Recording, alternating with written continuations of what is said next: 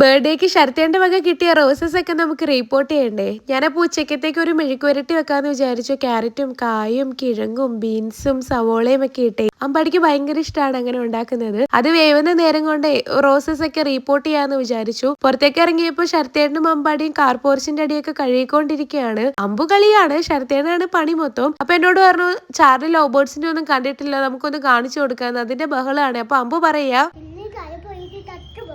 ആൾ ഉദ്ദേശിച്ചതേ Charlie കൂടൊക്കെ തള്ളിയിട്ടാലേ കിളികൾ താഴെ വീണ് ചത്തുപോകുന്നാണ്.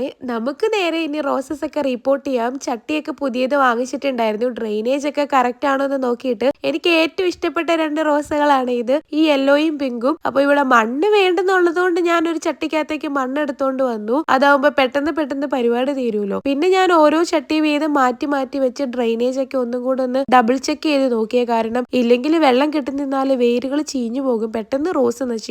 ഞാൻ റോസി ആയതുകൊണ്ട് മാത്രം കുറച്ച് വളം ഇട്ട് കൊടുക്കുന്നുണ്ട്. ഇവിടെ ഞാൻ ഒരു സൂപ്പർ മീലും, അതായത് എല്ലുപൊടിയും ആവണക്ക് പൊടി, അങ്ങനെ കുറെ എന്തൊക്കെയോ പൊടികളൊക്കെ കൂടെ ഉള്ള ഒരു പൊടിയും പിന്നെ ഒരു NPKയുടെ ഒരു ജൈവവളവും ഞാൻ ഇട്ട് കൊടുക്കുന്നുണ്ട്. പിന്നെ നമ്മൾ റോസ് നടുമ്പോഴുണ്ടല്ലോ, ബഡ് ചെയ്തതാണെങ്കിൽ അതിലൊരു നൂല് ചുറ്റി കൊടുത്തിട്ടുണ്ടായിരിക്കും, അത് മാറ്റി കൊടുക്കണം. ഇല്ലെങ്കിൽ ചെടി വളരും തോറും ആ ഒരു ഭാഗം മാത്രം ഇങ്ങനെ ശോഷിച്ചിരിക്കുവേ. പിന്നെ വേരിന് ഇളക്കമൊന്നും തട്ടാണ്ട് ഞാൻ നമ്മുടെ റോസ് അടുത്ത ചട്ടിയിലേക്ക് മാറ്റി വീണ്ടും മണ്ണൊക്കെ ഫില്ല് ചെയ്ത് കൊടുത്ത് മാറ്റി വെച്ചിട്ടുണ്ട്.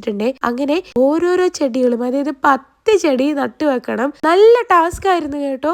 ഇത് നടാൻ തുടങ്ങിയപ്പോൾ മുട്ടുകുത്തി നിന്നാണ് ഓരോന്നൊക്കെ ചെയ്തോണ്ടിരുന്നത്. പിന്നെ 2 മുട്ടും അങ്ങോട്ട് മിറ്റലിൽ കുത്തി നിന്നിട്ട് വിങ്ങാൻ തുടങ്ങി. ലാസ്റ്റ് ഞാനൊരു ന്യൂസ് പേപ്പറൊക്കെ കൊണ്ടുവന്ന് വിരിച്ച് അതിന്റെ മുകളിൽ ഇരുന്ന്, ഒരു ഷെയ്ഡ് ആയതുകൊണ്ട് വലിയ വെയിലൊന്നും ഇവിടെ അടിക്കില്ല, അവിടെ ഇരുന്ന് അങ്ങ് പയ്യെ അങ്ങ് ചെടികളെല്ലാം നട്ടിട്ട് ഞാൻ ചെടികളെല്ലാം കൊണ്ടുവെക്കുന്നത് ഈ ഒരു ഏരിയയിലാണ്.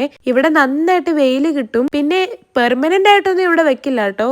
ഞാൻ ചിലപ്പം എന്റെ താല്പര്യത്തിനനുസരിച്ച് അങ്ങോട്ടും ഇങ്ങോട്ടും മാറ്റും. ശരത്തേട്ടൻ പറയുന്നുണ്ട് ഓഫീസ് റൂമിന്റെ ഫ്രണ്ടിൽ വെക്കാൻ ഇതൊക്കെ എടുത്തോണ്ട് പോകുമെന്ന്. ഞാനിപ്പോ ഇതാണ്ട് എല്ലാം ഒന്ന് നന്നായിട്ട് നനച്ചൊക്കെ കൊടുത്തിട്ടുണ്ട്.